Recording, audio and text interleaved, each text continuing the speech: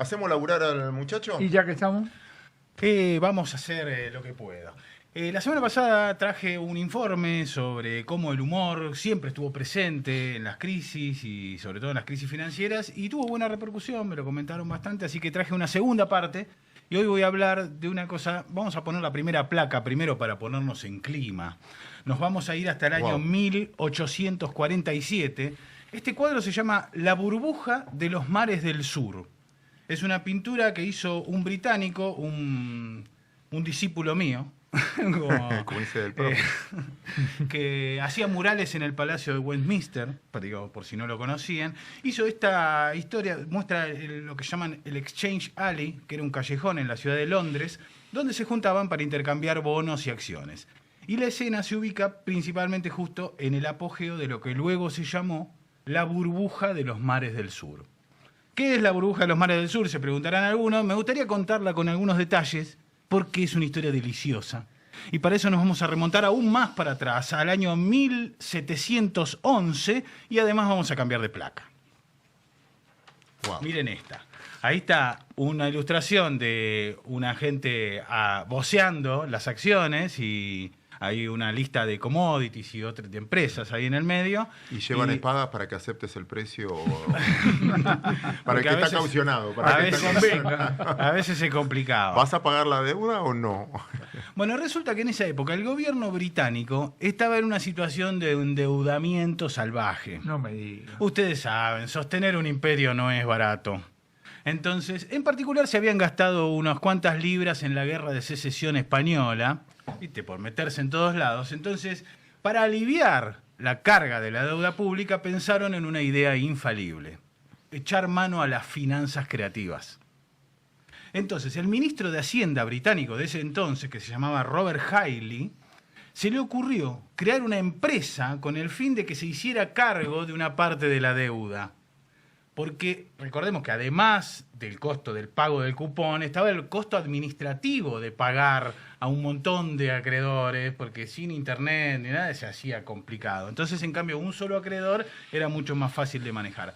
Así es que nació la famosa Compañía de los Mares del Sur, una empresa que empezó a cotizar ahí en Londres, y la idea era ofrecer un swap de deuda para que los poseedores de bonos soberanos tuvieran la posibilidad de convertirlos en acciones de la nueva entidad. Capitalizar la deuda. Claro.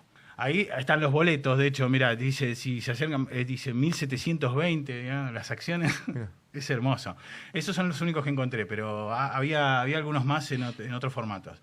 Wow. Por cada 100 libras nominales de bonos soberanos, que estaban en esa época cotizando tipo entre el 80 y 90% de paridad, o sea, no estaban al 100, recibían 100 libras en acciones de la nueva compañía. O sea, era un negocio redondo. Y para hacer más tentadora la oferta, el gobierno intercedió para que la Compañía de los Mares del Sur recibiera entonces el monopolio del comercio con las Américas. Yo sé quién se fundió ahí. Bueno, lo vamos a saber al final. Aunque la conversión implicaba en realidad una reducción de la tasa de interés en el corto plazo, los accionistas de la compañía se beneficiaban de un futuro prometedor porque las acciones empezaban a subir de precio. Así que el gobierno y la empresa comenzaron a manejar a full las nuevas acciones, presentándolas como una inversión sin riesgo, directamente así, con posibles ganancias exponenciales. El valor de cada acción creció sin ningún respaldo real, solo con la promesa del comercio con América, que en realidad tampoco fue viable porque Felipe V, el primero de los Borbones, el rey de España de entonces, tampoco es que los dejaba que comerciaran así libremente con cualquier... Pero a ellos no les importó. Siguieron emitiendo acciones a 4 manos. Incluso empezaron a emitir unas acciones para pagarle los dividendos a los anteriores. Es decir, que los nuevos inversores financiaban las ganancias de los primeros. O sea, un Ponzi antes de Ponzi. Claro. Increíble. Así que, así pasamos a la placa número 3. Y como aquella vez en el otro informe, traemos material que los dibujantes de esa época realizaron en alusión a la burbuja. Como por ejemplo este grabado de un tal William Hogarth, que se llama explícitamente Imagen emblemática del fraude de los mares del sur.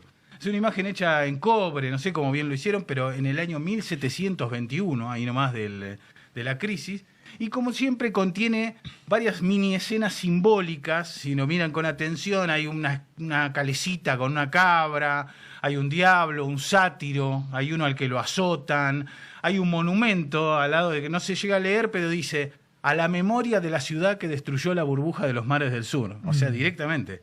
Y las mujeres que están en aquel balcón tienen un cartel que dice: sorteo para esposos con fortuna. El que vendió primero. Increíble. Así que, bueno, continuamos con la siguiente placa. Y ahí, estos son dos ilustraciones. Que había una burla habitual hacia los especuladores que se los comparaba con vendedores de viento. Acá ahora se dice humo, pero vende humo. En la primera imagen, por si no saben neerlandés, dice: el que inventó la negociación de viento en su carroza triunfal. ¿Y ven cómo está abajo de una nube? Uh-huh. Y el otro, el de al lado, dice algo así como la kermés del mayorista del viento o el monopolio del viento. Y también es un tipo que está sentado sobre una nube y tirando unas acciones al aire. Así que creo que hay una lista de commodities ahí al costado. Pasemos de placa, por favor. Y esta se llama Los confusos accionistas construyendo la Torre de Babel. Vieron ya como todo es irónico y simbólico, ¿no? El título ya te da una idea de la interpretación, una imagen crítica de la especulación financiera, comparándola con la historia bíblica de la Torre de Babel, donde la ambición desmedida y la confusión llevaron al fracaso. Así que igual que en otros grados también ves que hay distintas, uno se tira por la ventana y otros en el piso. Fíjate que hay unos intercambiando acciones, en el cielo hay unos querubines y hay uno que hay unas burbujas. Uno tiene los ojos vendados, todas cosas muy simbólicas. Y en el texto arriba mencionan a John Law y le dicen experto en cálculos. Después vamos a hablar bien de John Law. Pasemos por favor la siguiente placa. Estas ilustraciones que acaba de mostrar están compiladas en el libro que muestro acá. Para los que no dominen el neerlandés como antes, le puedo decir que ahí dice El gran espectáculo de la locura. Así se llama ese libro. Que fue publicado en los Países Bajos en el año 1720, después de varias burbujas especulativas, porque esta de Inglaterra no fue la única. En Europa se cayeron las bolsas de Francia, de varios países. Así que, de hecho, la famosa la Mississippi. No sé si el profe quiere agregar algo de John Law. John Law era el tema que el tipo vendió, el gran país de Law, la Luisiana y no sé cuántas cosas más. Claro, tipo así, diciendo algo parecido. Claro. El tipo es el que inventó el imprimir billetes en Europa. Así que, bueno. En el libro hay panfletos. Que pensé que éramos nosotros, ¿no? No, lo inventó este tipo. Porque decía, si la gente no sabe, imprimí, dale. Y así. En el libro decía, hay unos panfletos, sátiras y caricaturas de distintos artistas y escritores de la época, que fue impreso en Ámsterdam, pero editado por varios editores. Y la imagen de al lado es un collage que se hizo en Inglaterra, que se llama, arriba dice, El popurrí de las burbujas, o un retrato de época siendo testimonio de la Europa de 1720.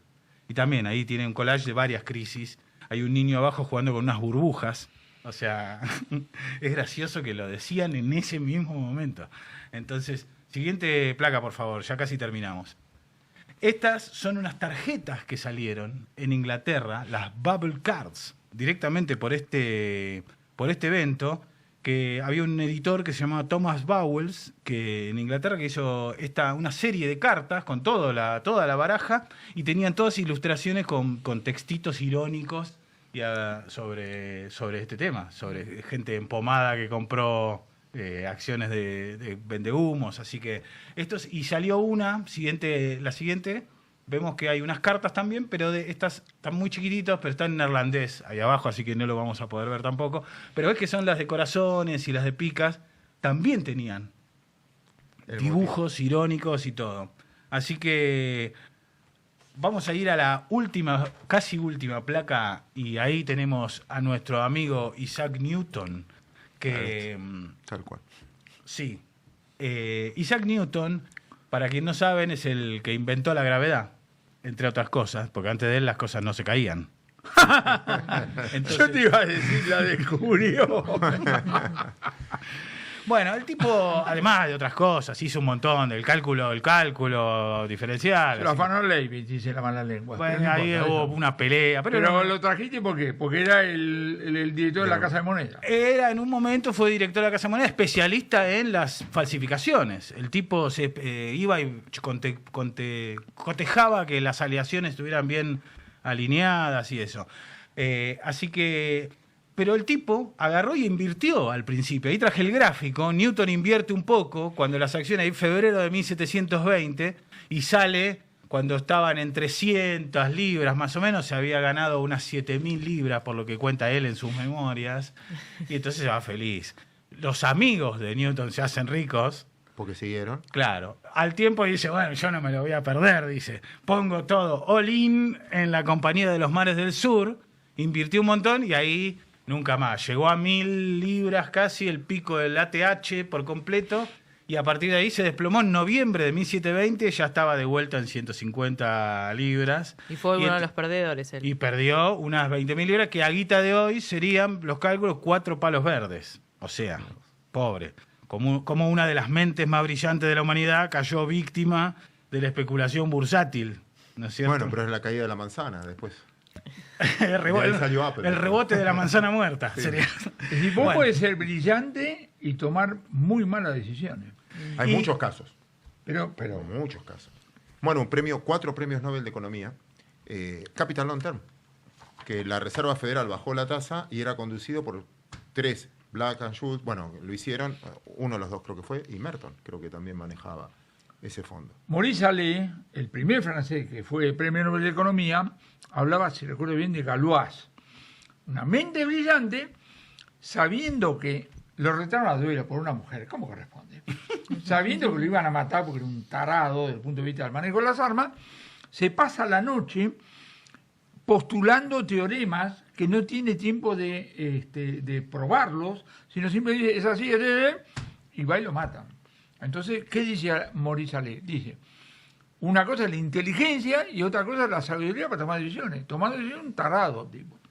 Y bueno, y así cerramos con la última placa, con la frase Newton. que dicen que dijo Newton en este momento, que es, puedo predecir el movimiento de los cuerpos celestes, pero no la locura de la gente. Está bien. Entre ellos. Gran trabajo, gran trabajo. Escuchame, acordate que Keynes decía que la dificultad de ganar en la bolsa derivaba de que vos, no, como en el concurso de belleza, no tenías que elegir a la más linda, sino a la que vos crees que el jurado cree que es la más linda. Ahí lo mismo. No, interesantísimo. El tema lo traes a colación y es buenísimo.